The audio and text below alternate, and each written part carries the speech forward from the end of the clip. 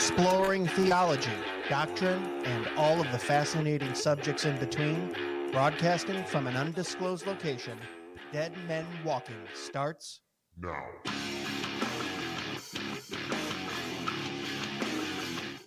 Well, hello, everyone. Welcome to an episode of Dead Men Walking Podcast. But is it really an episode of Dead Men Walking Podcast? No, I think it's a three-way episode, Christmas special live stream. Let's go. Merry Christmas, you filthy animal. Yeah, here we are. Who do I got with me on the live stream? I've got Keith Foskey. I've got Claude Ramsey. What's going on, brothers? Well, hello. I got Boba Fett, and I've got an elf that got fired, it looks like. Oh, hey, yeah. Oh, man. So every year here, I do a Christmas live stream or special on Dead Men Walking Podcast, but this year we are sharing the live stream because I have Claude Ramsey from Here I Stand Theology Podcast. I have Keith Foskey from Conversations with a Calvinist, your Calvinist on Twitter, where he likes to make those funny videos that you know so much about. Now, granted, we've got a U of M fan and we've got a Roll Tide fan here today. Keith, I don't know where you land, but, it might get tense between Claude and I. But we're going to put that aside because we are brothers in the Lord. This is the Baptist-Terian Christmas special. Right now, I'm outnumbered 2-1. But we're going to have guests stopping in all hour for you guys on the live stream. From 1 o'clock to 2:15, every 10 minutes or so, someone's going to pop in. Here's the fun part, is Keith and Claude don't know who they are. They don't know who the guests are, so it'll be a fun reaction from them. We'll get to talk. We're going to talk bad Christmas presents, crazy Christmas experiences, and just have a good time fellowship in the Lord. So what's going on, brothers? I'm doing good. I see Eric out there. Hey, Eric, how you doing, my friend? Die Hard is a Christmas movie, and you know it. Exactly. And we've got Brandon. Bro, He said, what did I just click he just said, bro, what did I just click on? Baptist-Terian That's right. What did you just click on, Brandon? Merry Christmas, bro. Southwife says, oh, that's scary. Yeah. And also, for those users that are saying, boom, we don't know who you are, if you would, go to StreamYard.com/Facebook, give StreamYard permission to use your info so that we know who you are, and we can give you credit if you say anything funny. Oh, look at this. This guy's like a professional producer now, Keith. We're going to have to start paying him or something. I need him to come and help me out. I'm doing some changes to my podcast at the first of the year. I need some advice. I mean, look at the background. We've got the live background, the video in the beginning. He's got the cameras all set up. I love it, man. Thanks for doing that, Claude. Hey, you're welcome. I just want to make mention that I contributed absolutely nothing to this except for this hat. I know, me too. But the hat makes it worth it. That's right. So what's going on? Are we ready for Christmas or what? Not at all. Our family's been sick for 2 weeks, so all the fun, and I know that's not funny, but it is the reality. We've just had flu go through our house for 2 weeks, so we have had no time to do anything Christmassy. So it's been really rough. Man, you're just killing the Christmas spirit. Down. Yeah, no. But we're bringing it back this week. We're going to have a Festivus celebration this Saturday. We have some folks coming over, and if you don't know what Festivus is a celebration based on the television show Seinfeld, and we are going to have a aluminum pole because you don't have a Christmas tree because tinsel's distracting. We're going to have feats of strength, which are actually arm wrestling competitions, and we are going to have an airing of grievances where everybody tells other people how they have disappointed you this year. I got a lot of problem with you people. That's right. December 23rd at my house. We got some folks coming. If you are truly doing that, that is awesome. No, it is. That's a real thing. That's awesome. In fact, one of the ladies coming had never seen the show, so I made her watch it just so she could have fun with it. Oh, so you're doing this with your some church congregants and members? It's some friends from church. Friends from church. Okay. And my brother, who is he's kind of crazy. So we were supposed to have a Christmas vacation party, but the sickness killed that one. But we were gonna give away Jelly the Month Club subscriptions. We were going to do all kinds of fun stuff for a Christmas vacation celebration. You know, I'm sitting here in between two pastors. I have to say, probably to keep a healthy church, it is good to have an airing of grievances once a year with the church congregants. I got a lot of problem with you people. Things out in the open, right? That's right. No hidden sin. Come on now. Hey, Greg, James Mormon asked the question, are Baltic coastals invited too? I don't know if that's to you or I don't even know what that means. Why does James Mormon think I have a vocabulary? What is a Baltic coastal? He's trying to say Baptist-Costal. I think he spelled it wrong. I was like, okay, is this guy with Eastern European descent and he lives in Maine? What's going on here? Is a Baltic coastal? Baptist-Costal is a person who believes in speaking in tongues and once saved, always saved. Oh, okay. That's what it is. If you believe in both of those, you're Baptist-Costal. Yeah, that's it's always funny because I've always said I grew up in a non-denominational church, but then when I look back on it, it was Baptist. All non-denominational churches basically just steal Baptist creeds and go, yeah, we're non-denominational. Well, you just don't want to pay the fees, huh? You cheapo. Festivus is a Mario. Oh no, Mario. He said Festivus is a pagan holiday. Well, no, what we did was we reappropriated it. We went ahead and took it. So also shouldn't there be a Santa Claus doll on top of the Festivus pole? Well, it's a little awkward no. So, hey, Keith, real quick. So you just did an episode on Is Christmas a Pagan Holiday, didn't you? Over at Conversations with the Calvinist. It was very interesting. Yes. Give us a recap of that. Give us a little 2-minute. Well, what'd you guys talk about? Because that's an interesting topic.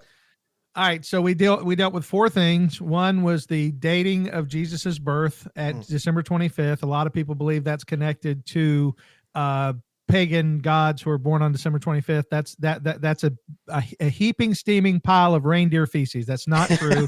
December 25th has nothing to do with pagan beliefs. It had to do with the belief of the dating of the Annunciation, which was the when Mary received her statement from the angel that she was going to have a baby. That's what the early church fathers weren't concerned with pagans. They were concerned with actually getting it right. And whether or not they got it right, we don't know, but it has nothing to do with that. So that's number one. The second thing we dealt with was Santa Claus. We had a little debate about whether or not it's right to lie to your children. I don't believe pretend play is lying. So we had a conversation about that. And I know people disagree with me on that, but we had fun with that.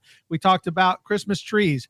Jeremiah 10 is not about Christmas trees. I promise you, it's about making idols. And that's what we talked about. And then the last one was about gift giving. I said, every culture and everywhere throughout history has given gifts. It's not pagan. It just is something people do. Jesus said a good father gives good gifts to his children. So there's nothing wrong with gift giving. So that was our 4 things. And we demonstrated that people who are concerned with Christmas being pagan are just a little too uptight. Hooah! You want answers? I think I'm entitled. You want answers? I want the truth. By the way, I want to mention can't handle the truth. The guys over at the Laborers Podcast, which is Claude and I are connected with them. I'm currently stroking my beard with my beard brush that was sent to me. At least I think it's a beard brush.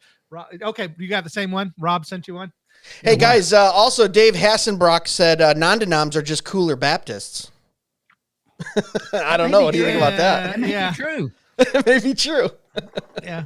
Well, we're technically, because if you're going to be non-denominational, our friend Keith Foskey says you're going to be cooler. Yeah. Well, if you love Jesus, you're going to be non-denominational and have a feeding trough as your baptistry.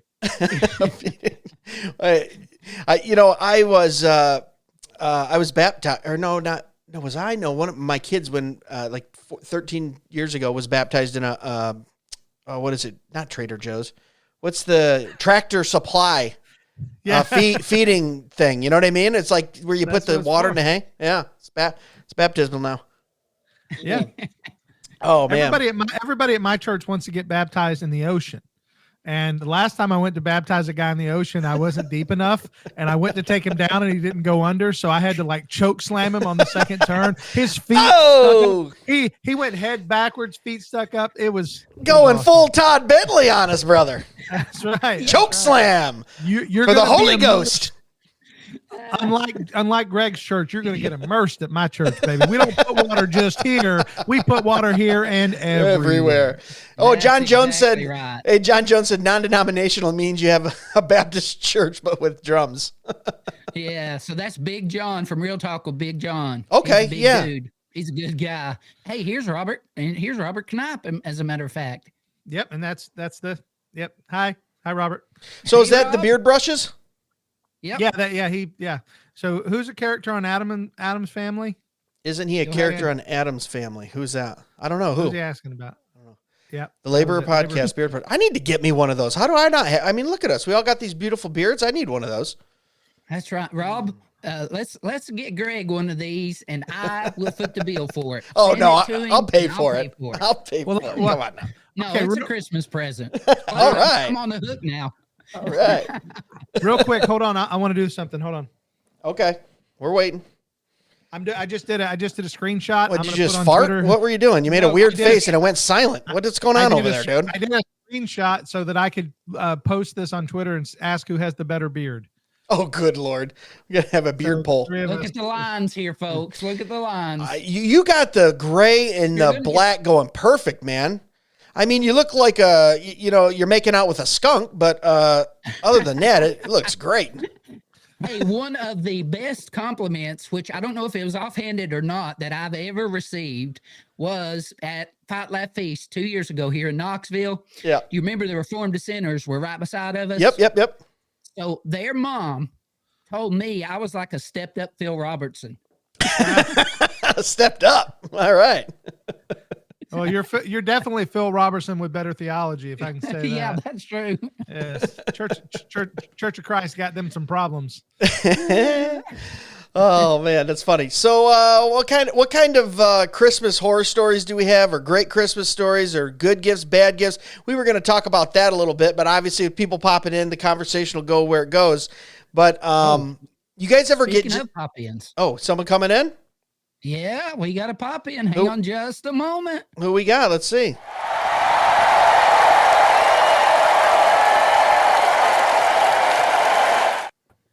Oh, yes! Hey. The prettiest preacher in the world. Goodness. Oh my God. It's the Sheen version of Owen Strahan. He's here. Blue Steel. Now let me just I want to. I was just saying, I tell you guys now, if he grows a beard, we're all losing, right? You know that. So thank God he's hairless on the face there. We got a chance. Yeah, he's a beautiful man. I'm gonna tell you something. It's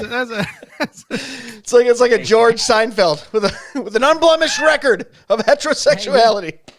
We've got another pop-in. You want me to go ahead and bring him in? Oh, geez. Okay. I didn't know we had two at this time. But hey, it's Kevin. Hey, everyone, for the first pop-in.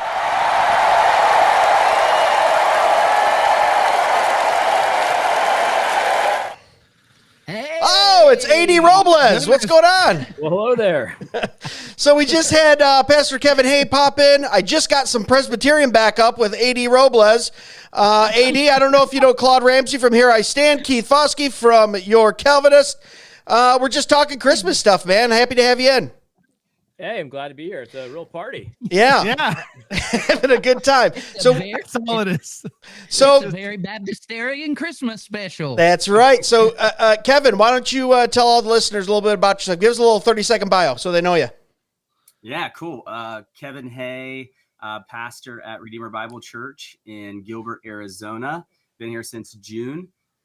Married to my wife, Alicia, 17 years, and we have 8 kids. So that's us. Oh, awesome. AD, shout yourself out. What's going on?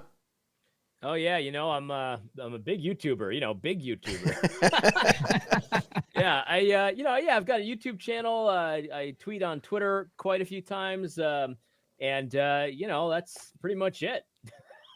Yeah, if you hear of something that gets to like the Gospel Coalition or gets to the front page of Christianity Today, usually you're seeing one of AD's tweets intertwined somehow. He has his pulse on the heartbeat of Twitter X.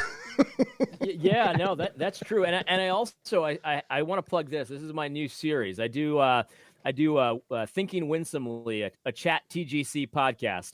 And what I do is I go to Chat GPT and I prompt them to write something stupid in the style of Gospel Coalition, and it just nails it every single time. It's unbelievable. It's really funny. You should check it out.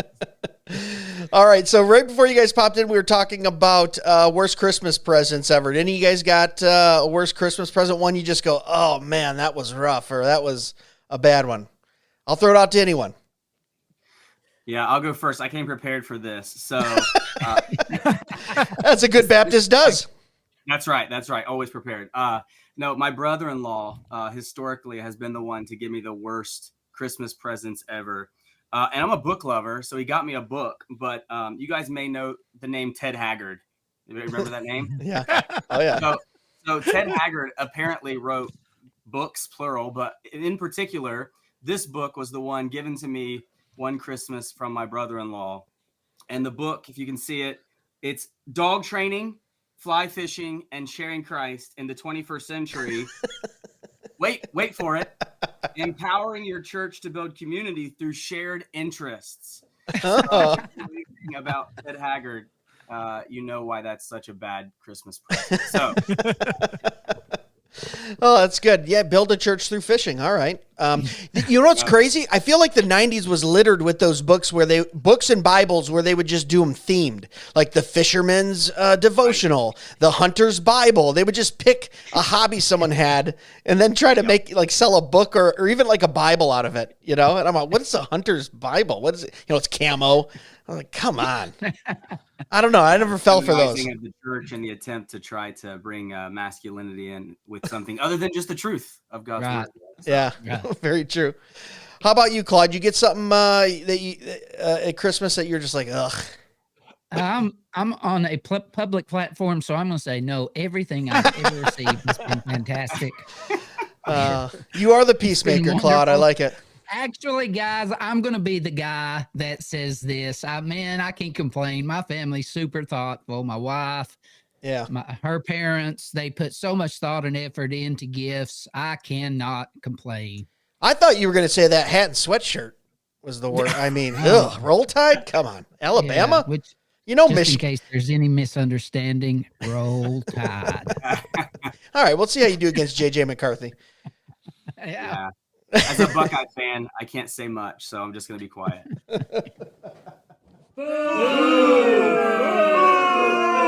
Okay. What was that? No. I was just booing. Is it coming across over there or no? No, Very, not. very soft. Very soft. Oh, well, that's no good. Well, there goes all my drops. Okay.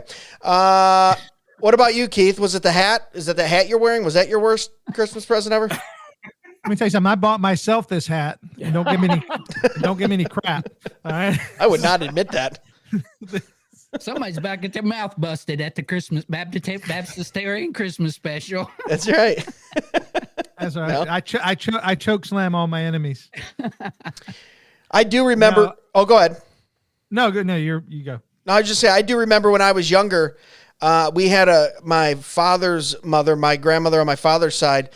We grew up very, very poor, and she had some money, and she was Grandma Goody, and she would always get those big gifts, the bikes and the things that you thought were out of reach. She would come through with it every year, just overdid it for all of the grandkids, and always making sure it had to be fair, and everyone got big gifts and all this stuff. And one year, for a side gift, for just a little, she already got the big gift. She got us all these, they were called Christmas blocks. And it was just a plastic rectangle, and you pack the snow in it, and then you make like an igloo out of it.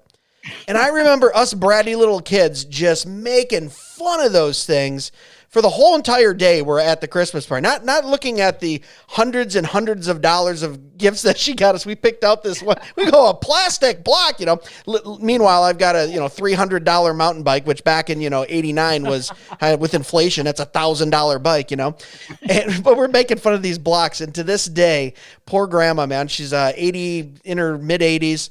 Love her to death. Just saw her a couple days ago. And I go, remember you got those Christmas boxes? She's like, oh, you be quiet. The one time she got us something that it was I just never seen that before or since. I mean, I guess they do have them, but it's essentially a plastic rectangle with a little handle on it.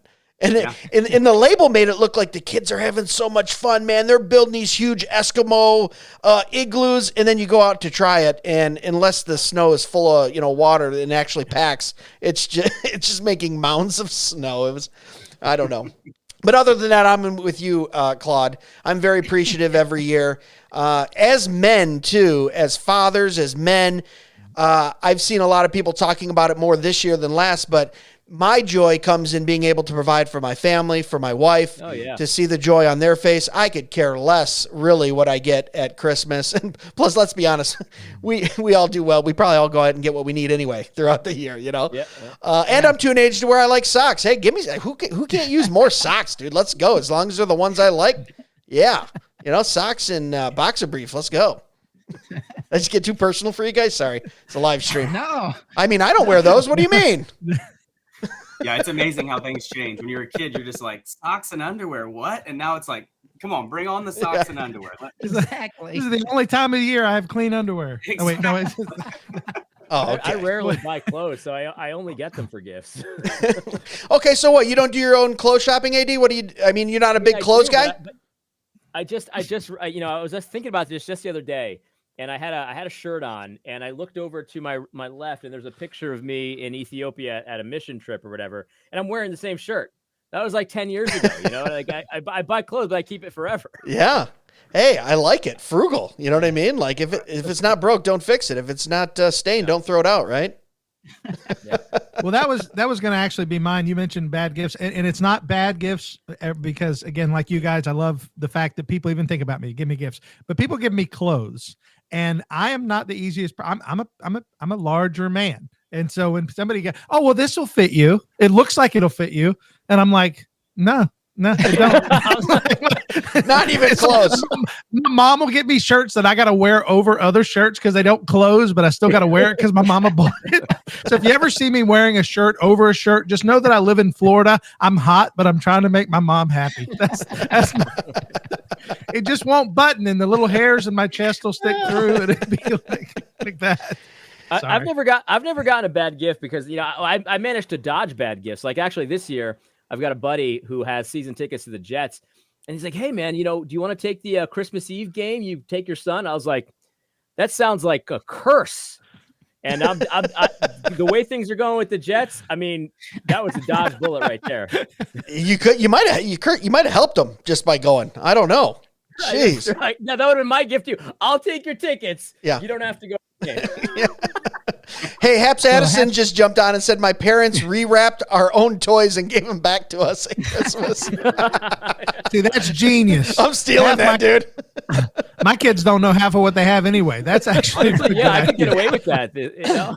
Hey, there's my buddy Chris Hans. Hold on. Hey, Chris. Good to see you, buddy. Just going. That's my own personal Captain America right there. Who's that? That? I don't know who Chris Hanshold is. He does live appearances dressed as Captain America. He won't do my podcast dressed that way though, and that really bothers me. Why not? Okay. Hey, last minute Christmas idea. Exactly. Oh man. So what do you guys, Kevin and AD, what do you guys got going on for this Christmas? Anything good? Yeah. I'm staying home for actual Christmas, and then I'm going to my mother's house in West Virginia for New Year's and stuff like that. So it'll be good, man. I've got some big surprises for the kids this year too. They have no clue. I can't say it now because they might be listening. But it's gonna be fun, man.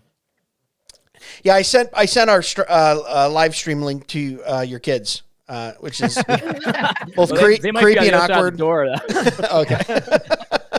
That's funny. How about you, Kev? Yeah, so being in Arizona, things are going to be different for us this year, obviously being 2,000 miles away from Ohio. But we'll do the 8 services this coming weekend, both Saturday and Sunday. And then my man went Big Eva on me. Yeah, 8 at 27 different locations at our Big Eva multiplex and mini mall. Yeah, exactly. We got people flying in from the ceiling, angels you heard on high. It's going to be crazy. In reality, each service is like 300 to 400 people because the campus is just of such a size. We've got about 2,000 people that come through, but you get lots of visitors on Christmas. So that's the reason for extra services. Typically it's 5, 2 on Saturday, 3 on Sunday. But anyway, we'll do the services, celebrate Christmas together on Monday, and then we'll hit the road on Tuesday and head back to Ohio for a bit. So I won't be far from AD there visiting his family, and we'll stay through the new year, and then we'll experience Ohio cold weather, and we'll be back to the beautiful weather of Arizona. So yeah. What part of Ohio are you going to? So the southernmost part, it's about 2.5 hours east of Cincinnati, little town called Minford there, really close to the river. So yeah. Very cool. My dad lives in Waverly, Ohio. It's pretty close. Yeah, there. 30 minutes from there, same county. So that's awesome. Wow. Right on. Small world. There you go. It is. AD, you said you had some surprises for your kids. Does that mean you're going to be surprised on Christmas too, or you're? No. I know what's going on. You know what's going on. I know everything. His wife bought all the gifts. Of course, he's going to be surprised. Like, he don't know what the heck he bought his kids. What are you talking about? Oh man, my kids come up to me. Thanks, Dad, for that. I go, oh yeah, sure, Oh, yes, right on. I was absolutely not there when my wife bought that. When Mom bought that. No. We do Christmas shopping together. It's fun. It's fun to get stuff with the kids. I'm the one who actually, my wife reels me in. I get a little too into it. I go, just a couple more. Let's. And she's like, no. She goes, where we came from as kids, this is insanity. I said, okay. So we curbed it back a little bit this year. Every year we try to do this thing where somebody gave us this idea where, like, something to wear, something to read, something to that they want, and something that they need, right? Like there's this thing. So like it's 4 gifts for each kid. And we have 6 kids, so that's still a lot of gifts. But it's never works out that way, because I always see something and I'm like, oh, I want them to have that, and it doesn't fit into those 4 categories. So I end up having to, and then I got to get all of them something. Because I got the, I mean, I'm not a communist, but I do make sure that all my kids get a fair amount of gifts. Semi-equal, yeah. Equal distribution of gifts and labor for all the kids. There we go. He owns the means of gifts and labor. Okay. Oh, do you guys have any strange traditions you do, or unique traditions you do with your family for Christmas? Maybe on Christmas Day or something like that. I know we read through Luke. My mom started this when I was younger. This is so funny, and she's probably gonna. Okay, I can't believe I'm telling you this, but when we were younger, we would sing "Happy Birthday" to Jesus. Nice. So we've done that a few times with our kids, just because Mimi, my mom, Grandma does it, and I always just went. It's probably if I tell people, they go, "What? Why are you singing Happy?" You get a birthday cake too, and all that. No. My wife's family did the birthday cake for Jesus. Oh yeah, is that right? Absolutely. Okay. Absolutely. Yeah. So you're not too far gone, man. That's pretty. Yeah. Not that uncommon, I guess. AD in his eyes, he just lost respect for both me and Keith so fast, dude. He's like, I cannot wait to jump off of this live stream with these 2 psychos singing "Happy Birthday" and eating cake for Jesus. You said lost respect. I don't know where I was on that. If you ever had it, didn't come down too far for me. Hey, all I'm saying is really I don't need an excuse to eat cake. Is all I'm saying. You know what I mean? So let's go. Yeah, true. I work really hard to stay right at the bottom rung of anyone's respect level. That way I'm never disappointing. There you go. Never disappoint anyone. Low expectations, baby. Strategist right there. I mean, that's sales 101, right? Under promise, over deliver, baby. You're a hero every day. That was at my wedding vows. Under promise, over deliver. Do you swear to under promise and over deliver to your bride? I do. Every dang day. Oh my! I'm gonna cry. Claude, you got any special things you guys do for Christmas Day or around Christmas time as a family? Around Christmas time as a family, our primary thing really is with April's family. Her family has generations and generations where they have just every Christmas the whole family gets together. The patriarch of the family reads the Christmas story. We sing songs. There's a lot of times testimonies, sometimes preaching. I mean, it's church. Yeah. It's Now, a blessing. Do you go back and rebaptize everyone in case the first one wasn't a true confession of faith, just to make sure? Or? No. Oh, okay. No, we don't, I was wondering how that worked. I don't know. You Baptists, I don't know. So no. The key is to make sure the first baptism sticks. Okay. Right? All right. Let them know what it means to be buried with Christ in the water. Well, that's why I hold them under until they bubble. That's what you got to do. You got to hold them until they start kicking, and then it's right. Yeah, exactly. Hey, we've got another pop in. Here we go. Let me hit a button.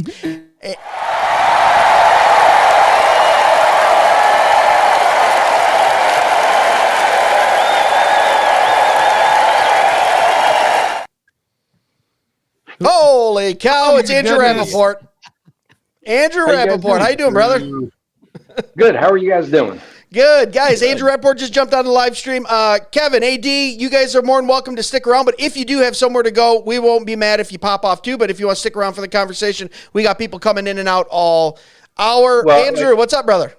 I know that those guys want to leave now that I'm here. I get it. No way, man. AD still hasn't returned my call, man. What's up? We've got beef on the live stream. Let's go. Awkward moments. I'll call you back. He said, I'll call you back. So what's with all this Christmas stuff? Well, I know you're Jewish, but I thought you were Christian though too, right? So you are aware of this thing called Christianity, the birth of Christ, right? So here's the thing. Everybody, since I became a Christian and started going to church, people would tell me that I needed to have a Christmas tree. And I always ask them one simple question. Give me one good reason why I need a Christmas tree other than the fact that you grew up with one.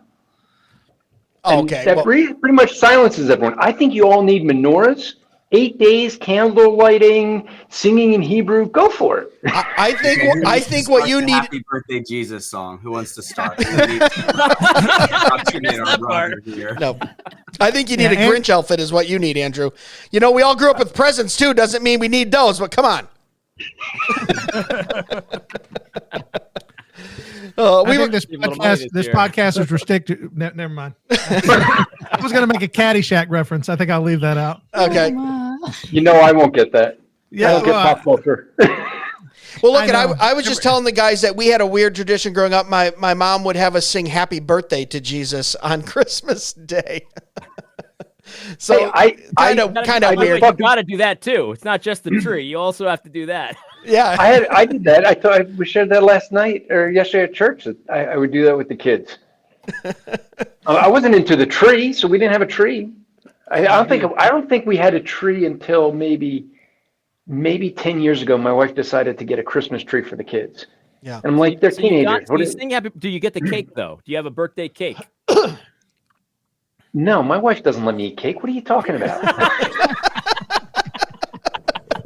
Okay, real quick side topic. What is everybody's favorite Christmas dessert? What is your favorite? And Andrew, since you just popped in, what's your favorite? Do you guys do like a Christmas dinner? I know you don't want Christmas trees, but do you at least eat? Okay, dude, his wife's got him on rice and beans right now, dude. Have you ever had a Little Debbie Christmas tree cake? Let me tell you something. Somebody bought me a candle that smells like a Little Debbie Christmas tree cake. Do they think? I mean, Keith, stop, dude! Stop! Stop digging, dude! You just said you have a candle that smells like little Christmas Debbie cakes, dude. Tell me you're fat without saying you're fat, please. What is going on? It's in my bedroom. Oh no! Can't go get it.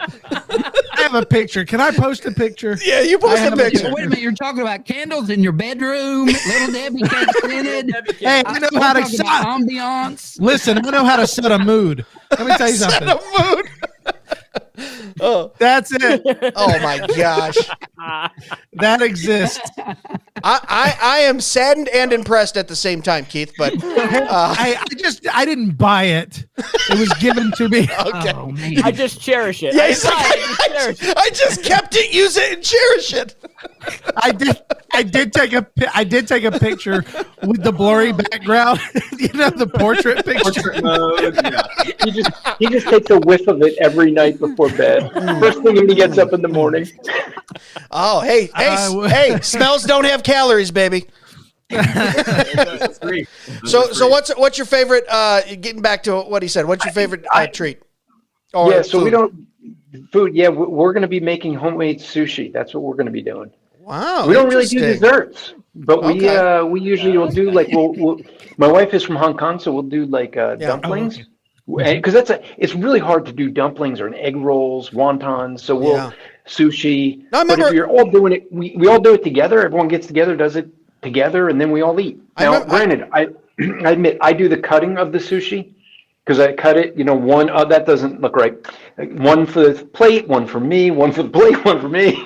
Yeah. So by the time we're done making the sushi, I'm full. There's a little Jewishness in there, though, because don't Jews go to Chinese on Christmas? It's just like a combination. Yeah, exactly. No, and I remember in the nativity scene that desert sushi that was at the manger. So yeah. What the heck, dude? Old frankincense and sushi. I'm pretty sure that's what it was, right? The Baptist-Terian Christmas special, the least PC show on earth. Yeah, well, for what? For Thanksgiving, we made dumplings and homemade pizza. I mean, that's very traditional. That's exactly what the Chinese had for Thanksgiving. I went to a Chinese restaurant yesterday. I picked up some food. My wife wasn't feeling well. It's her favorite place in Toledo, Ohio. And they're great. It's all family ran. Many of them speak broken English, but they had a sign out front and it said, "Now open on Christmas, 9 a.m. to 9 p.m." And then the Star of David just drawn underneath. So what AD said is exactly right. They're going for that clientele on Christmas. They're like, "You got a little Jewish shit? Come on in. We're open for 12 hours on Christmas." They know the clientele. That's what I mean. They know. It was handwritten too, dude. It was awesome. Matters just said, "Hey." Who's that? Eschatology Matters. Yep, that's nice. Brandon. Probably Brandon. Eschatology Matters. Those guys been keeping me in business. They've been keeping me busy. I'm doing my debate with Spencer next month on their channel. What are you doing it on? The rapture. Spencer Smith and I are debating the pre-tribulation rapture. He's taking the pro-pre-tribulation rapture, and I'm taking the biblical position. So you're pre-millennial. Okay. No. No, I read my Bible. Not correctly though. But that's okay. Argument, Greg. Won't most of us be all together in February? Yes, we will. I think most of us on the screen outside of AD. Yeah, looking forward.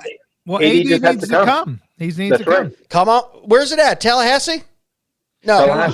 Tullahoma. Sorry, Tullahoma, Tennessee. We're doing a conference down there. James White going to be doing a debate. They're doing a film, Why Calvinism. Well, the conference is on Why Calvinism. Also putting together a documentary that's going to be filmed down there. Should be a good time. Our last one, we had about 70 people. This one, he's already sold, I think, 400 tickets. So it's growing by leaps and bounds. Jeff Rice, Open Air Theology, is putting it on down there with who they have, Hap Addison and Braden Patterson. It was a good time, man. And Andrew, tell them what you reserved for everyone, Andrew. What you reserved? You reserved the space. Yeah. So for those who were there last year, we and if you want to search for it, just search for Open Air Theology Conference. But if those who were there last year, if you remember, we had breakfast up at that one kettle cup or Celtic cup. Yeah. We got the upstairs room reserved for a good theology throwdown Friday morning before we go to the conference. Right on. So I told Jeff, we can't go to dinner and hash out all the theology throwdown. Yeah, we have to have some things saved for that Friday morning. Yeah, they got this upstairs room in this Celtic coffee house, and it's just a cool setting, and it's very conducive to some nice discussions. And we'll hopefully be recording and audio and video there. What's that, Kevin? Yeah, this is like the rabbit room. We were like the Inklings up there. Just oh yeah, it was a good time. Yeah, but mid-February, AD, you should come on down, man. Hang out. I've got a lot going on, but I'll message me. I'll think about it. I'll call you back. Very interesting. He said I'll call you back on yeah, you'll call me back like you call Rappaport back. All right. So this, I'm starting to wonder, does Keith talk about anything other than end times lately? You know what? Yeah. You know what? That crown he's got on? That's really his amillennial king. Well, he's the amillennial king. I mean, He is the king of the amillennials. oh gosh. Listen, as I explained, eschatology wasn't even on my radar. Eschatology Matters had me on simply because I said something about amillennialism, and they were so nice to have me on to talk about the fact that I'm amill. And after that, they did a poll. And they put me, Kim Riddlebarger, Sam Storms, and Dr. Groff on, and they said, "Who's your favorite amillennialist?" And I said, I shouldn't even be on this list. That's a heavyweight I don't list. even deserve to be on this list. And I won 90% because Twitter is amazing. And so I win. So I put on my crown, which my kids had brought home from Burger King, and then I got a real crown to go over it. So this is a Burger King crown. So the amillennial king. Nice one. All right. A nice I am now the king of the amillennialists. And I have had a conversation with Kim Riddlebarger, and that was amazing because I don't deserve that. I don't deserve to sit in the same room with him. Now, I heard right after you won King Amillennialism, you went right out and had one of your servants purchase a Nutter Butter candle. Is that true? No, but I did get a tattoo of Little Debbie on my ankle. I can't get my leg up. I can't get my leg up that high. But oh my and just remind everybody, it's Little Debbie, not Lil Debbie. Oh, is it little? I didn't know that. Yeah, it's little. It's not Lil Debbie. There you go. Yeah, Haps Addison made Brothers for Life at the last conference. Good to have you, Haps. Yeah. You got to be careful with the Southern, the way you say things in Southern. I learned yesterday that, idolatry and idolatry sounds the same in Southern. So Idolatry. I'm going to make a video about What's that. So what'd you say about idolatry? So if you see like a Buddhist statue inside of idolatry, that's idolatry and idolatry. It's really funny. Just have let's have Claude say both and see how it sounds. Oh man, I'm gonna go back to my Christmas. Guys, I'm out of here. All right, AD, thanks for jumping in, brother. I much appreciate it. Shout it out again. Where can people find you? Get on YouTube, AD Robles, and on Twitter as well. There you go. That's my boy AD. Yeah. Have a good one, man. My friend request. Accept my friend request. Please. He's too cool to be with us. Hey, I got to drop too. I got to run my grandson that is 11 months old is at the house, so I got to rush over and go see him. So Andrew, shout it out. Where can people find you? Where are you talking? Where's your podcast? All the good stuff. Website, do it. Yeah, if you want to find me, it's strivingforeternity.org. From there, you can find the Christian podcast community where we got 50 podcasts, and my podcasts that I do regularly are Andrew Rappaport's Rappaport. We talk about theology, Christian life. And then Apologetics Live is a live stream we do Thursday nights, 8 to 10 Eastern time, where anyone can ask me their most difficult questions, and I can answer them because I don't know is a perfectly good answer. I like that. Just go to apologeticslive.com for that. Awesome. All right. Have a good Christmas. Just remember, you guys all need a menorah. Forget this Christmas tree thing, okay? Trying to start internet rumors, bro. See you, All right. man. Love you, Andrew. All right. See ya. Oh, man. All right, Kevy. So what do you got going on?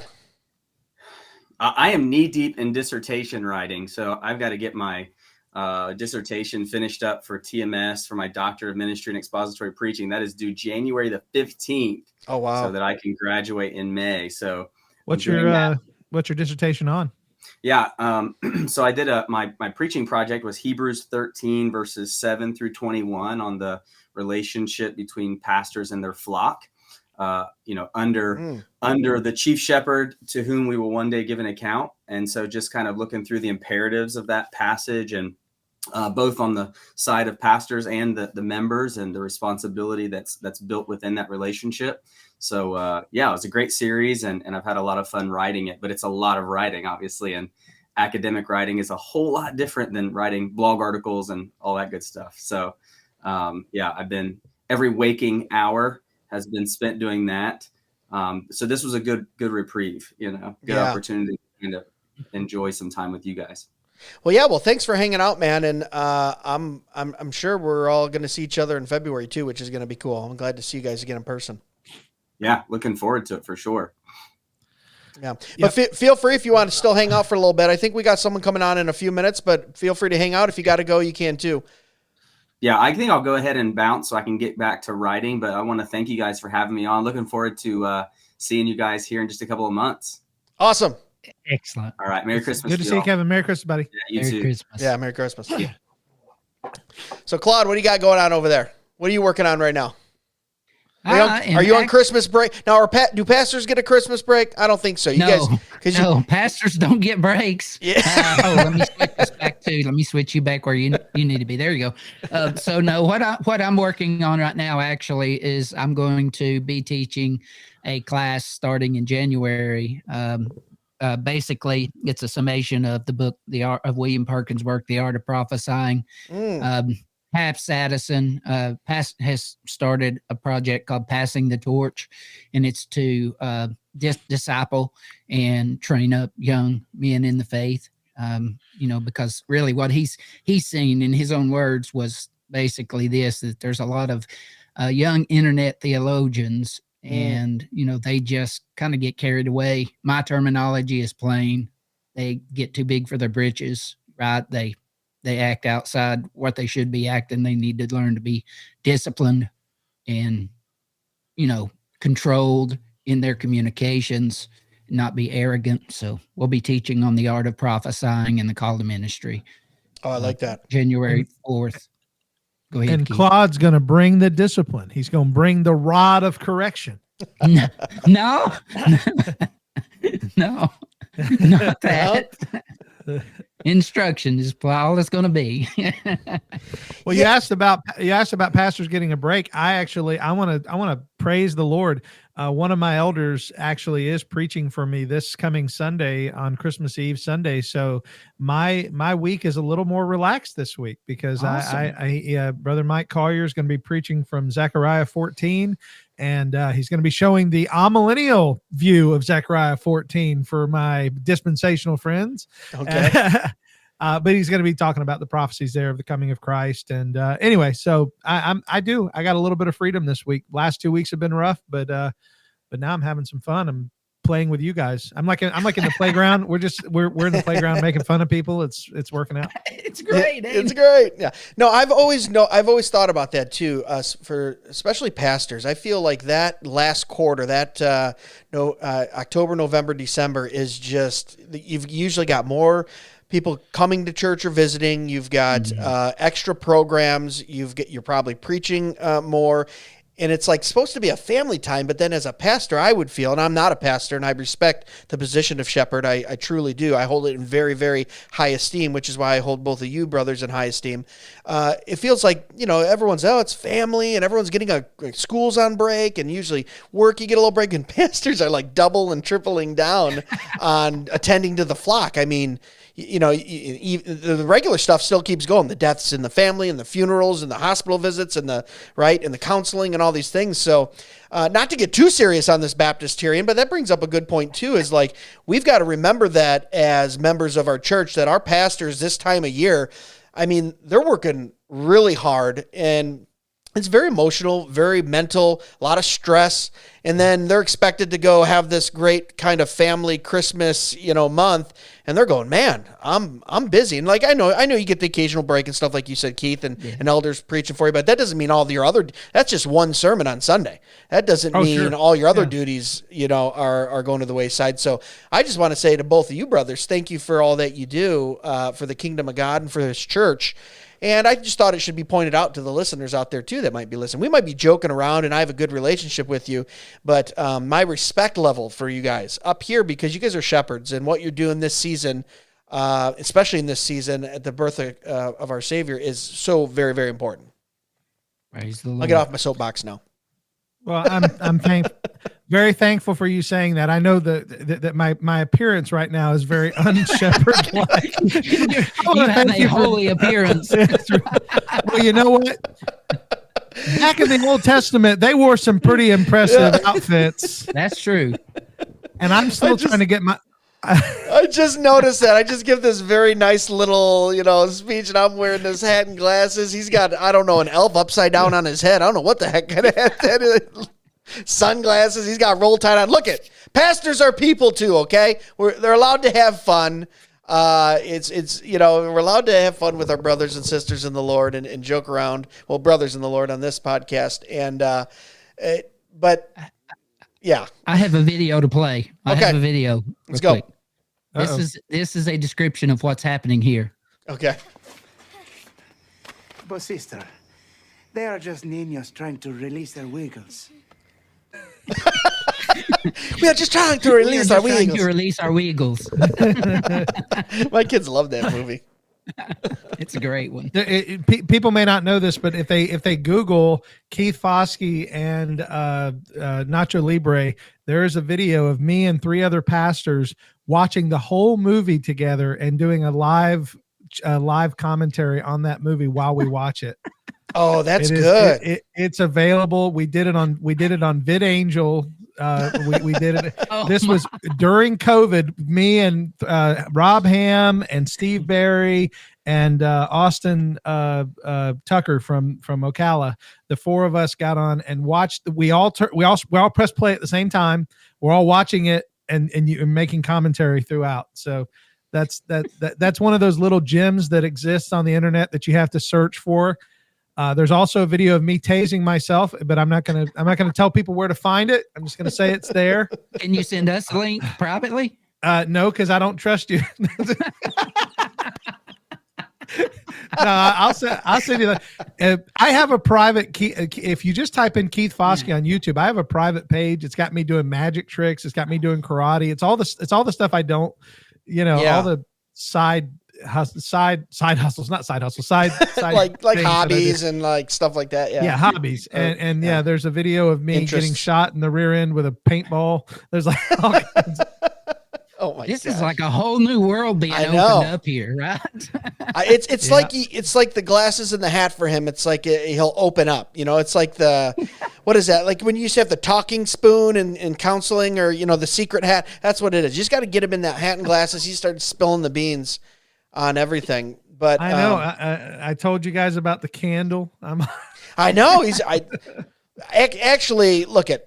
If I'm walking by one of those and I see it, or if someone gives it to me, like, I'm keeping that. I'm a candle person. I got candle burning right now. I mean, I'm burning candles, and my wife is the exact opposite. She is a no scent, all the laundry, no scent, no neutral. And so it's like this. She's like, you want candles? Go out in the studio. Burn a candle out there. So I would burn it. And I would smell the Little Debbie Christmas tree candle. That's pretty good. But I think we have a few more. We have 2 more people jumping on probably in the next few minutes, and we'll wrap up with them because we've been going a little bit. Tom, what does Tom mean by self-induced stress? Oh, being a pastor, maybe? What's he talking about? Could be. Maybe. Yeah. On a serious note, the biggest stress of this year often is people who are having trouble enjoying the season because it's a time of grief. And again, not to want to bring the tone down, but that's a big deal, especially with us. We've had a lot of grief at our church the last couple of years, and so seasons like this sometimes are just hard to. It's hard for people to be able to enjoy the season. Yeah, it's just reminders of loss and reminders of pain and things like that, and so that's something I think a lot of us forget. If we're not in that category of going through a season of grief, that there are people who are there. So, no, absolutely, and I've experienced that personally in my family too. I have a friend that's kind of like that. You just got to check in on him. Around that time, it reminds you of personal loss and maybe sometimes personal decisions and failures and things like that. And it's good though. It's good to be kind and gentle, compassionate towards our friends, family, even our enemies, right? As Christ said, especially around this time, more than any other time. But I don't know. So what else we got going? We talked about Christmas presents. If you guys are still watching, bad ones. I don't think we talked about any good ones. Christmas traditions a little bit. You guys got any? We already talked about Christmas traditions. We didn't really talk about the favorite Christmas food though. Because we started to talk about nobody said what it was. No one fessed up to that. I'm a pecan pie aficionado. Yeah. I love a good pecan pie. Is that the best? Yes, for me that's the best. What about you, Claude? Is that what's for you? Man, anytime it's meatloaf and mashed potatoes. Yeah, baby. Just that guy. That's your favorite dessert? Not my favorite dessert. I'm just kidding. He's like, give me some meatloaf and mashed potatoes, and for dessert, Yeah, some more yeah. meatloaf and mashed potatoes, sorry. please. Well, maybe I got sidetracked there a little bit. A little behind the game. Well, on no, he that. just started thinking about meatloaf, and then he was like, we got to talk about it. Couldn't get it out of my head. Favorite dessert, Christmas dessert, probably is like, I don't really know what it's called, but it's like, it's chocolate pudding, Oreos, and whipped cream stacked and layered on each other. Dirt cake. They call it Yes. dirt cake. Yeah. Yes. That's Yeah, good. A lady at church makes that. It's delicious.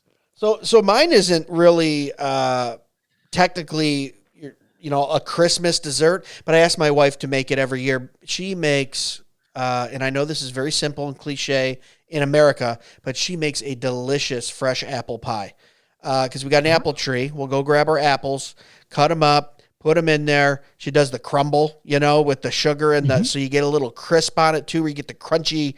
Oh my gosh, get it when it's warm. Put a little scoop of vanilla ice cream on it. I was going to say ice cream. Yeah. Maybe even a little whipped cream on top of that if you're feeling froggy. And there ain't nothing better after a meal to have one of those, man. A piece of that. You got another guest. Here we go. Oh, okay, cool.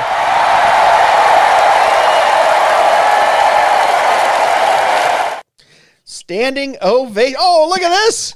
C.R. Wiley. What's up, Pastor? There you go. I'm surrounded by pastors. Help! Everyone, theology podcast.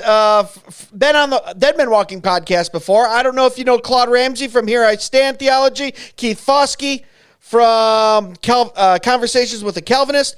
We're just doing a little Baptist-Terian Christmas special, and you just evened it out, my brother. Now we got 2 Presbys and 2 Baptists, but we've been talking about Christmas gifts, good ones, bad ones, Christmas traditions. We just wanted you to hop in for a few minutes, but before we do that, tell everyone what you're all about, where they can find you, for everyone watching on the live stream. Well, thanks for the intro. You've already mentioned one of the places, which is the Theology Podcast, but I write books, and I guess the best known one is The Household and War for the Cosmos. And also, as you noted, a pastor, and I'm an illustrator. I draw stuff, illustrate stuff. So actually, I'm sitting at my art desk working on a children's book right now. And I guess I'm in the Pacific Northwest. So I lived in New England for about 30 years, but now I've got a home here as well as back there. And go between the 2 places. Yeah. What do you like about the Pacific Northwest? What's your favorite part of it? Well, it's a beautiful area, and I live in a town that's great. It's called Battleground, Washington. We're just about 25 minutes from the Portland airport, so I get to the airport quick, but I don't have to live with the insanity of Portland. Actually, Battleground is the most conservative town I've ever lived in. Really? Interesting. Yeah. And it's just great nature up there too when you get into that area of the country. I mean, hiking, camping, you got lakes up there. Good stuff, right? Yeah, like I said, it's a beautiful place. I lived in New England, which is also beautiful, but it's different, Yeah, for sure. So your illustrations are pretty good too. I've been seeing what you've been posting on Facebook. Absolutely love them. So you're working on a children's book right now? Yeah. I made up a story years ago for my daughter, and I always thought that it'd be fun to turn into a picture book. And so I've been working on that. Now I've got 4 granddaughters and perhaps another one on the way. We don't know if it's going to be a boy or a girl, but it seemed like it was time to get it done so I could, give it to all of them. Yeah, no, that's awesome. So, Keith, Claude, what do we want to know from CR Christmas wise? Do you have a, I'm thinking in my head, like you might have a cool Christmas kind of tradition you do. Did you have any type of tradition or something unique maybe you did on Christmas Day or maybe before Christmas as a family? I always like hearing that if someone did. If not, I got a backup question for you, or if Claude or Keith might have one for you. What do you got for us? Yeah. Actually, when our kids were small, we had a tradition where Christmas was not allowed to begin until I drank from the Santa mug. And go on. So, you have my interest. Pretty good. As a Presbyterian, we know what's in the mug. So. Usually my wife made it for me, so it was hot chocolate. But yeah, I definitely, if it had been me, I would have been something else. But Yeah, it was always fun to kind of tease them and threaten that Christmas wasn't coming this year and that kind of stuff. Yeah. It was That's great. All right. Well, we got someone else on here. Look at this. We got Attorney Davis Younts. How are you, sir? I'm doing great. Merry Christmas. Well, you guys I think you guys are wrapping out the end of our show here. We appreciate you both jumping on around the same time. Davis Younts, a constitutional attorney. I think I just saw you on Fox News. You're working with the case with the decapitated satanic idol, right? I am. Yeah. And he's like, and I can't say anything about it, so don't ask. I have a million questions, but I know, right? But we also have C.R. Wiley on here. Davis, if you don't know, we have Pastor Claude Ramsey. We have Pastor Keith Foskey. Claude Ramsey of Here I Stand Theology podcast. We got Keith at Conversations with the Calvinists. You always get me on that, Keith. I always want to say either questions. It's changing after the first of the year. The Keith Foskey show, right? No, it's just going to be your Calvinist with Keith Foskey. Your Calvinist with Keith Foskey. Obviously, C.R. Wiley with Theology Podcast. But we had 8 or 9 guests coming in, or maybe not that many, 4 or 5 guests throughout the hour. You guys, several. Thank you. Your last ones. And we're just talking Christmas traditions, good gift, bad gift. CR just said his Christmas when they were young did not start until he took a sip out of the chalice, out of the Santa cup. Which then Keith implied it was probably bourbon or scotch, but we found out it was hot chocolate. Do you have anything like that, Davis? Anything that you do special for Christmas? Or if you don't have a tradition, what was the worst Christmas present you ever got? So, we travel to Michigan every year. Let's go Blue. And spend, we head to Michigan. So we travel to Michigan and spend it with my wife's family, her parents. So my mother and father-in-law were Amish, right? So they got saved. They accepted Christ and came out of the Amish church. So, I would say in many respects, it's kind of a subdued Christmas that's really just focused on family time, gifts and worship. So I don't know that there are any particular traditions because they didn't grow up with any real significant Christmas traditions, just very, very, very simple, but incredible food. My mother-in-law makes fantastic homemade pies. So that's probably the biggest tradition there is just homemade food. Where about in Michigan's you going? You don't got to give us the address on the live stream, but Jackson County, Michigan, the Albion area. There you go. All right. You're about an hour and 10 from where I'm at. Nice. That's right. Very cool. Right. So how about gifts, guys? Do we have any gifts that stood out in our minds, either growing up or that we gave or that we received that we either loved or hated? What do you think, CR? You got anything? You can go back into the files, man. Even if it's something when you were 5 years old. I was going to make an ageism joke there, but then I decided not to because I love CR so much and appreciate his work. So I want to keep him as a friend. So what do you got for us? You got any gift that you can think of that you either loved or hated? Oh, yeah. I mean, as a kid, you'd get underwear and socks and you're supposed to be grateful. But that took a lot of work and I wasn't.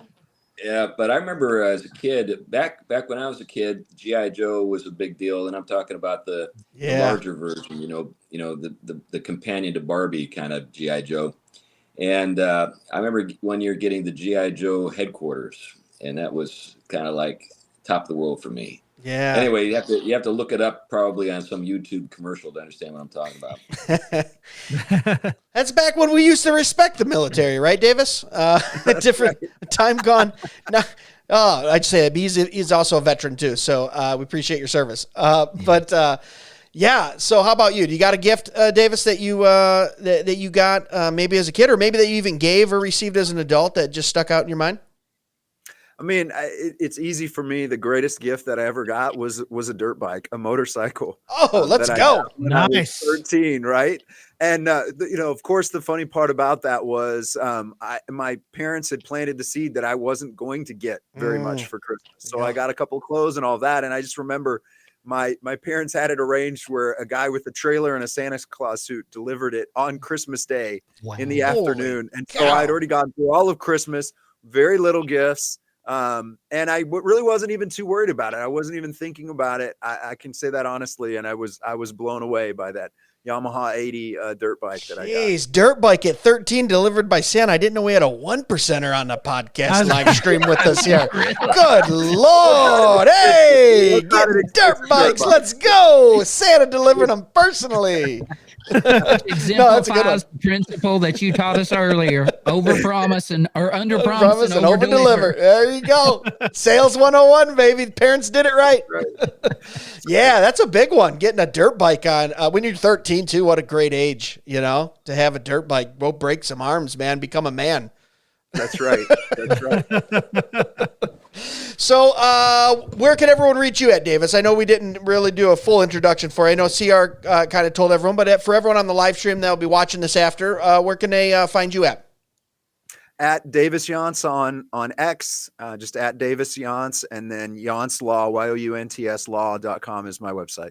Yeah, doing good stuff over there too. It's always fun when you're flipping through the channels and you see one of your buddies on Fox News making a great argument for some of the stuff that's going on in the country. So that was very cool, surreal. And then, of course, CR with his illustrations, man. You guys, if whoever doesn't, do you have an actual page, CR, or is that your personal page that I'm seeing you post that stuff to, your illustrations? Oh, on Facebook? Yeah. Yeah. It's kind of like a cross between the two. It's called professional mode, so everybody can see it. Everyone can see it. So make sure you guys go check that out too. If you're an artist, illustrator, storyteller, anything like that, those are great. And then of course, Theology Podcast. Come on. I mean, and I say this with a straight face and I mean it 100%, probably one of the best podcasts there are out, and one that really got me to think differently about certain things that I had just assumed historical, philosophical, and it's always fun when you guys get on a subject too, because there's so many different opinions. So make sure you guys go check him out there too, and keep pumping those out, man. Those are so great. Yeah, thank you. So what else we got going on, guys? Here we're coming up on an hour, a little over an hour. I think we're wrapping up. You two were our last ones on. You guys got anything else for us on the Baptist-Terian Christmas special, Davis or CR? Excuse me. Cut out there for a minute. Well, yeah, just Merry Christmas, and I've got a number of projects in the works, and I'll be talking about those down the road. But Merry Christmas to everybody. Anything you want to break here on the live stream first? Oh, I got a book on risk that's coming out that I'm working on. That'll be, I think, of interest to a lot of guys. Did you say Risk? Risk, yeah, RISK. The board game? Is it a strategy manual? You beat me by 1 second. Sorry, you beat me by 1 second. I'll buy that. I gotta beat my 9-year-old, dude. Basically, the idea that there's no such thing as a risk-free life, and you got to be able to assess risk and then take them. Oh, I like it. That is actually something that I talk about a lot too, and just was talking about a buddy who was basically stalled in kind of this half in two worlds, and really wanting to start something and create something. And I said, look, I had to do the same thing. You've done all the planning, you've done the analyzing, you've assessed the risk. Now you got to actually take the jump, jump off the cliff, say Geronimo, and actually take the risk. Not just because sometimes as men, we can get caught up in that too. Because look, we provide for people, we have responsibilities, and maybe that's not where the book's going, but that's kind of where my head goes too, where risks in life, in relationships, in business. I think it's going to be a great subject. Yeah, that's definitely the case. It's meant for guys who've got responsibilities, not just, guys who are living in a box under a bridge or something. Yeah. Yeah, very cool. How about you, Davis? Anything before we kick off here? Man, just Merry Christmas to all of you. Great to see everybody here. And yeah, I think we've got a lot going on in the upcoming year. The biggest thing for me is I'll be working really hard with Stand With Warriors. Stand With Warriors is a nonprofit that's going to be fighting these fights for religious freedom in particular, and working on evangelism and discipleship in the military. So look for some announcements there. We've got a couple of Navy SEALs, former Navy SEAls, that are going to be heavily involved in that project. So we've got the best team in the world to partner with on that. So we're excited about that, and just looking forward to what God's going to do. Yeah, and what Davis is doing is extremely cool because I got to talk to him for a little bit too when we were down at Fight Laugh Feast. I mean, you had all these issues going on with COVID. You had veterans being, let go and fired, and if you don't do this and that, and then there was just this vacuum of like, well, where do they turn? Who do they have to help them through this time when we're talking about these constitutional issues? That's where Davis steps in, where he's a believer, he's a constitutional attorney, he goes to fight for these guys, and he's got a killer team down there. Great team down there, I should say. It sounds, he said Navy SEALs. He's not like taking out the clients if they don't agree with them. I'm saying great team. That's what I meant to say. But yeah, so make sure you guys go check him out too. And all the places you can find him. Fun following him on Twitter as well too. Cool. Keith, Claude, what do we got here as we head out? So I've got a question since we have these two esteemed gentlemen on with us. Two questions for both of you, Mr. Younts and Mr. Wiley. Have you ever been on a Baptist-Terian Christmas special before? No, this is the first. Yeah. No, sir. No, sir. All right. So it would be safe to say that this is the best Baptist-Terian Christmas special that you have ever been on, correct? True. Yeah, 100% correct. Yeah, I like Claude using that logic. All right. I got you, bro.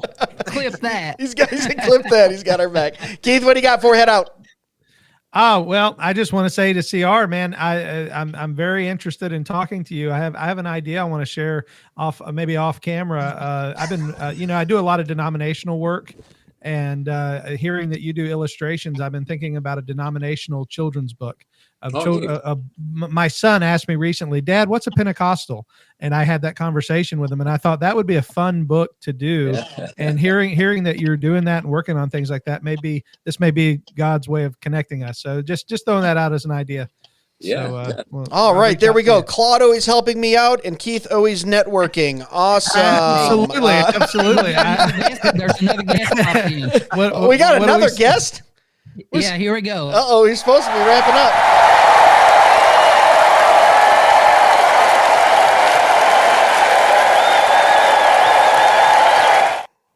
Who is it? Oh, my goodness. All right. Oh, my goodness. I forgot we even invited this guy. We were about to wrap it up. It's my own personal Dr. Claw. He's here. Oh, that's funny. It's Pastor Joel Webbon, Right Response Ministries. What's up, brother? Hey, what's up, guys? All right. Well, I'm telling you what, I'm building the army here. What is it? Oh, no, wait a minute. That's right. I count Joel as a Presbyterian sometimes. Dang it. We got 3 Baptists on here. We're outnumbered. If there's anybody that's Baptist-Terian, it's Joel. It's Joel Webbon. He is on the right special. He's on the right special. So, hey, we were just getting ready to wrap it up, but you are truly our last guest. And look at RC Davis, if you guys need to jump off, that's fine. We got a few minutes with Joel here as we wrap up, but we were just talking Christmas. We had Christmas traditions with Pastor Wiley. He was saying his Christmas doesn't start until he drinks out of the Santa cup. That's when his kids were younger. Davis was talking about how he comes to Michigan and visits family. Do you got a tradition that you have with your family or that you had growing up that you remember? And if you didn't have a tradition, then we'll go to our backup question, which is, what's the worst gift that you ever received? Yeah, lots of traditions. When it comes to women in the family, I've learned that a tradition is anything that we did once that we liked. That means we're going to do it again. We're going to do it again. That's tradition.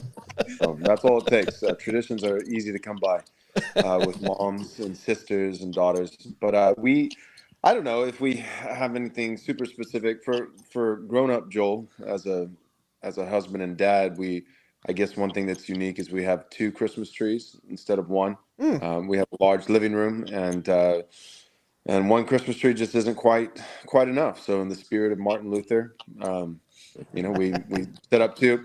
And I guess another tradition in terms of when Christmas begins, this doesn't begin Christmas, but it kind of begins or at least we have an extended Advent, I maybe could put it that way. But Reformation Day is usually the day that we actually will set up decorations, Christmas trees, in honor of Luther.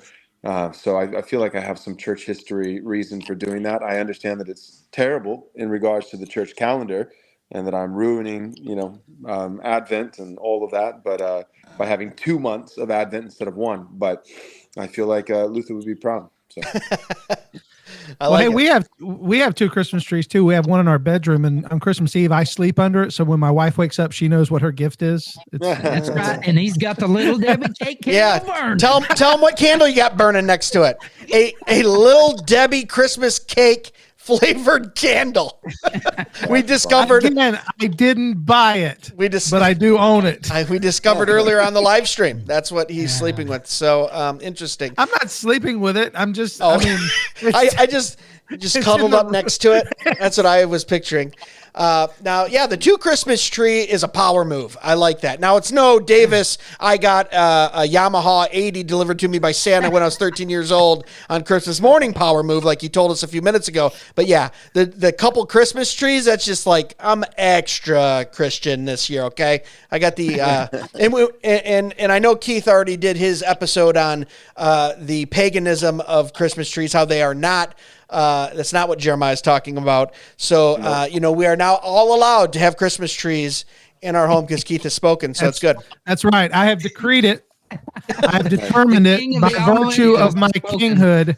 I have determined that Christmas trees are not pagan. They are, in fact, Keithian. And if they're Keithian, they're all right. Yep. Christmas is a very it doesn't work with your kinghood though, Keith, because Christmas it's a pretty post-mill thing. But that's all right. Postmillennialism is just amillennialism with extra steps, my friend. You guys just add a bunch of stuff in, but we're all pretty much the same. And when you say add a bunch of stuff in, you mean like the hopeful, victorious stuff? Just that stuff. We're hopeful and victorious too. We just don't take so long to get there. Okay. Exactly. All right. So So I think we did pretty good of this whole hour and a half not deteriorating into some type of arguing match with all the different people we had in here. Because we had, let's be honest, we had a dispensationalist in here earlier, and I could feel the tension in the air. All right, we almost got into it. But I just love Joel. I've never seen Joel so comfortable. I know, right? V-neck. He's wearing a V-neck, t-shirt. I just love it. I just love you. I only have 2 modes. I have suit, and then I have pajamas. Well, right now your sternum bush is sticking out pretty hard. Yeah, so. I won't show you below the waist. Below the waist, I am dressed, but I'm wearing pajama pants. Oh man, that should be his wrestling name. Joel Sternum Bush Webbon, come into the ring. No, that's good stuff. Oh my goodness. CR's looking, he's shaking his head. He's like, I cannot believe I got on this live stream. What am I doing here? Meanwhile, we have the learned attorney in there in his 3-piece suit with his books behind him. We're talking about Sternum Bush. What are we doing here, guys? Did Davis give an update of stuff with Michael Cassidy? Or was that just too serious? We hinted a little bit, but he kind of, I don't know, he kind of skirted it. Can you give any type of update for us? There's not a lot to share yet. Right now, we are just trying to figure out what's going to happen with the state court charges. They did cite him for 4th-degree criminal mischief is what they call it in Iowa. So it's a misdemeanor. His first appearance will be on the 29th of December. So we're working through that.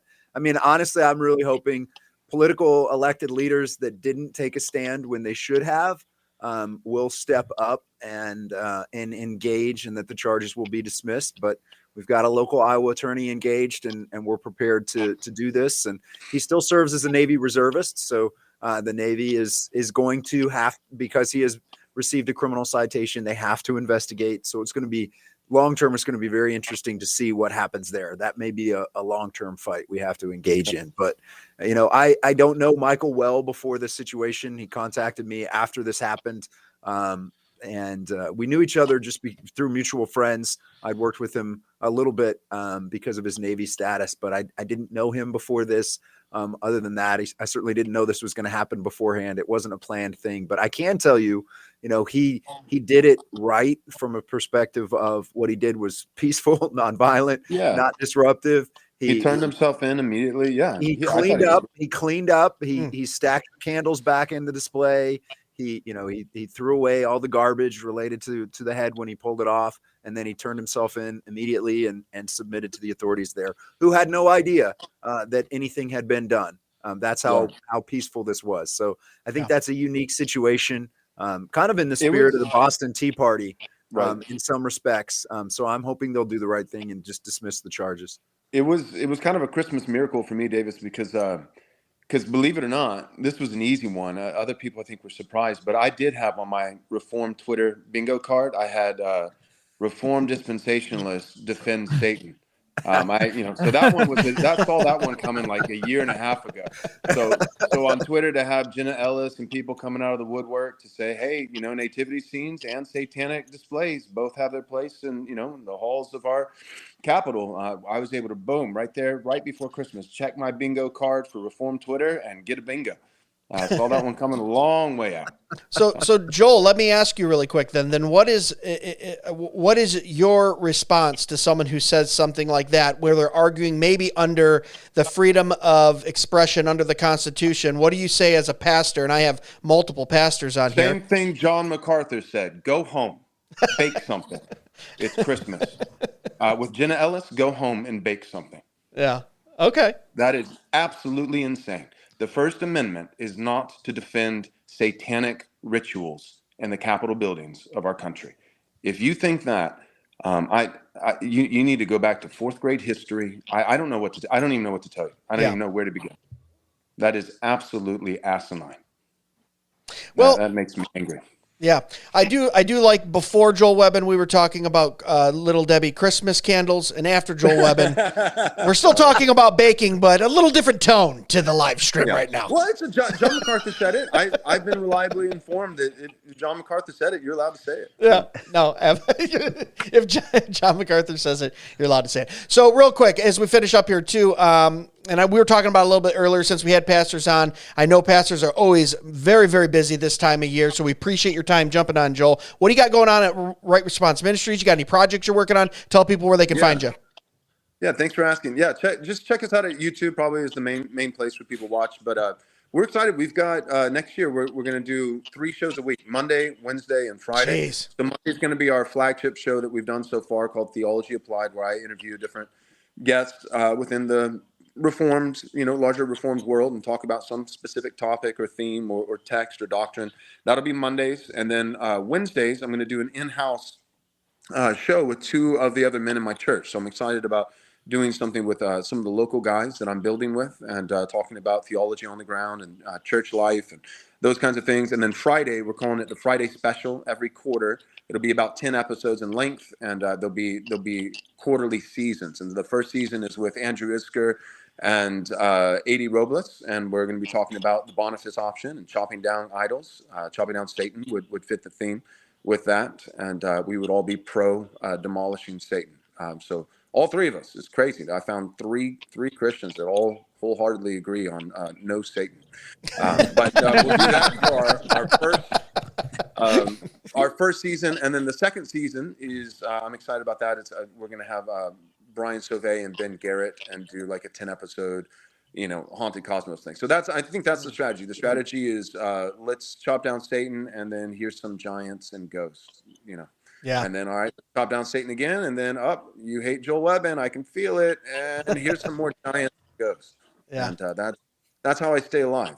Well, man, that's 3 a week too, and then every quarter. That's a grueling schedule, but wish you the best on that. It's a lot of work. People don't realize producing something like that. I mean, everyone here does stuff like this, so we all know. But I'm saying for the people on the live stream, to produce something quality that has thought into it, that makes a point, that has research. I mean, it's hard to do. So I'm looking forward to those, and I appreciate you doing it too.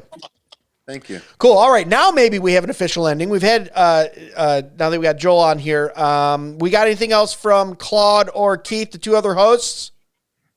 No, brother. Thank you for putting this together. I've enjoyed it. Making fun of people is my bread and butter. So it's been great. It has been a blessing. Thank you, Greg, for having us on.